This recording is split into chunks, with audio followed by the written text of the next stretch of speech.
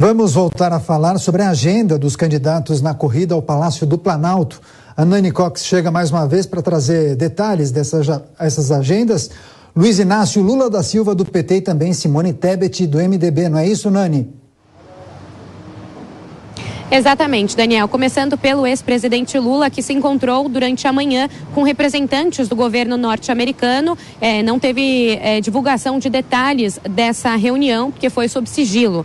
Já durante a tarde, ele recebeu em um hotel aqui na capital paulista representantes de entidades que lutam pelos direitos de pessoas com deficiência. Ele recebeu documentos, inclusive com propostas para o plano de governo, e disse que, se for eleito, vai promover conferências municipais, estaduais e federais já em 2023 para discutir, rediscutir e pensar novas políticas públicas para esse público.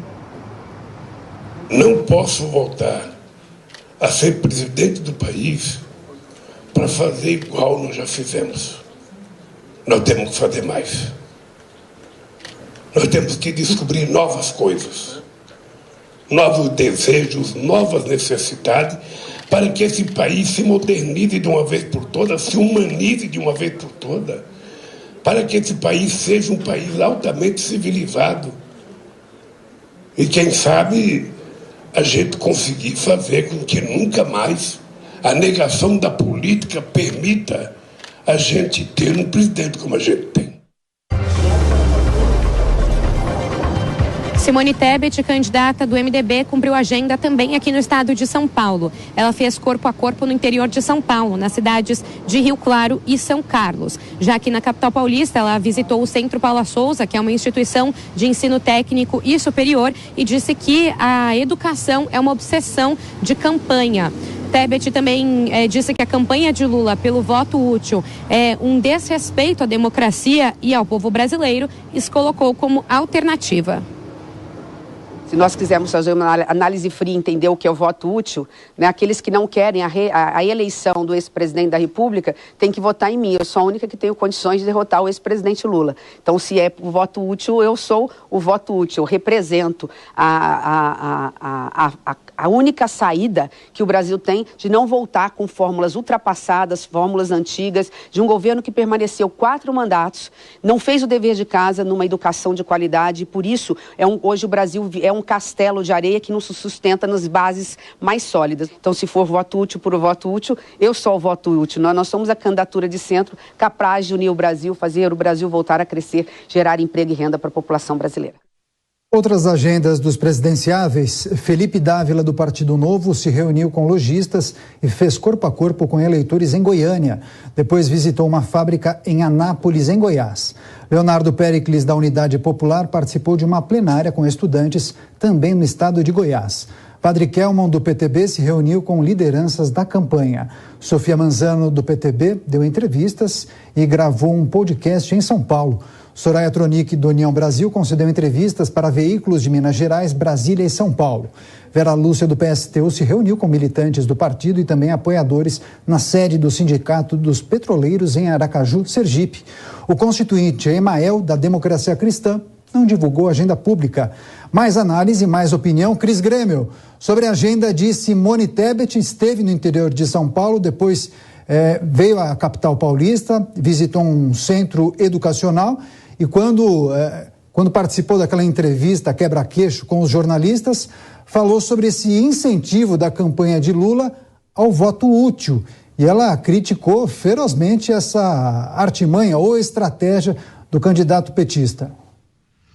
Eu gostei da postura dela, precisa escancarar mesmo, mostrar o desespero da candidatura petista de tentar arrebanhar votos de outros candidatos aí, mas eu não entendo essa afirmação dela. Eu gosto pessoalmente de pessoas autoconfiantes assim, mas essa afirmação dela de que ela é a única que tem condições de derrotar o ex-presidente Lula e se colocando ela assim como voto útil.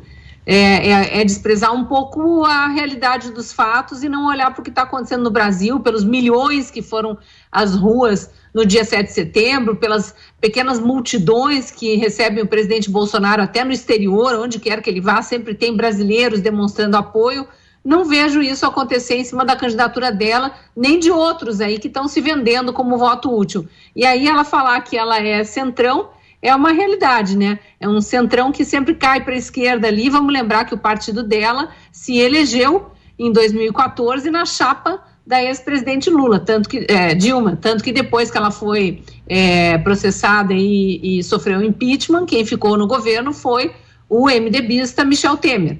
Então, querer se vender como centro, como se fosse a grande solução para os problemas do país, é um pouco temerário, até porque o MDB está bastante dividido, uma parte dele já agora, desde o primeiro turno, é abraçado com a candidatura Lula e não com a candidatura dela. Falando em candidatura Lula, como a Cris finalizou o comentário dela, Constantino, hoje o candidato do PT à presidência da República se reuniu com representantes da Embaixada dos Estados Unidos e recebeu uma lista com propostas caso ele vença as eleições. Time correto para esse encontro, para receber esse documento? Quero sua análise. A gente sabe quem está no poder nos Estados Unidos nesse momento, né? É a esquerda. Agora, antes de comentar a candidatura Lula, eu preciso sempre fazer a ressalva de que eu não vou aceitar normalizar esse absurdo. Nos Estados Unidos, isso jamais seria possível. Ele foi condenado em 3 instâncias e foi solto e tornou-se elegível graças a um malabarismo de companheiros do Supremo.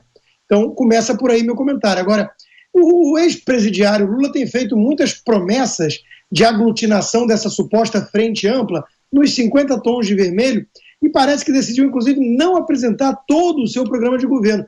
Por que será, né? É porque Boulos e Meirelles na mesma mesa significa que um deles vai ser enganado. MST, junto com o agronegócio, que o ex-presidente tem flertado agora, um deles vai ser enganado. Não dá para atender a ambos. E a gente sabe, no fundo, quem conhece um pouquinho da trajetória do PT, quem está sendo utilizado aí só para uma aparência de mais moderação. Então, de novo, né, talvez seja por isso que o ex-presidente Lula não queira colocar por escrito exatamente tudo aquilo que ele realmente pretende fazer se voltar ao poder. A gente sabe o que é.